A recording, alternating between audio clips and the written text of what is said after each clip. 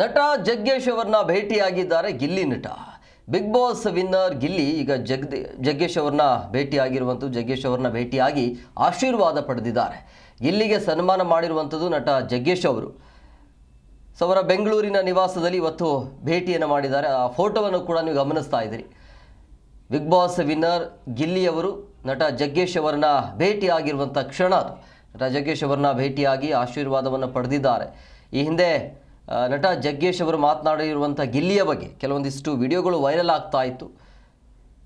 ಆ video viral ಆದ ಬೆನ್ನಲ್ಲೇ ಎಲ್ಲ ರಾಜಕಾರಣಿಗಳನ್ನು ಭೇಟಿಯಾದ ನಂತರ ಈಗ ಗಿಲ್ಲಿ ನಟ ಜಗ್ಗೇಶ್ ಅವರನ್ನ ಭೇಟಿಯಾಗಿ ಆಶೀರ್ವಾದ ಪಡೆದುಕೊಂಡಿದ್ದಾರೆ.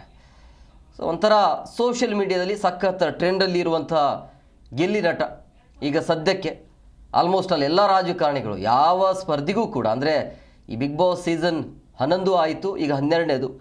ಇಷ್ಟು ಸ್ಪರ್ಧಿಗಳಲ್ಲಿ ಎಲ್ಲ ವಿಜೇತರಿದ್ದಾರೆ. ಆದರೆ ಯಾವೊಬ್ಬ ರಾಜಕಾರಣಿ ಕೂಡ ಕರೆಸಿ ಮಾತನಾಡಿಸಿರಲಿಲ್ಲ.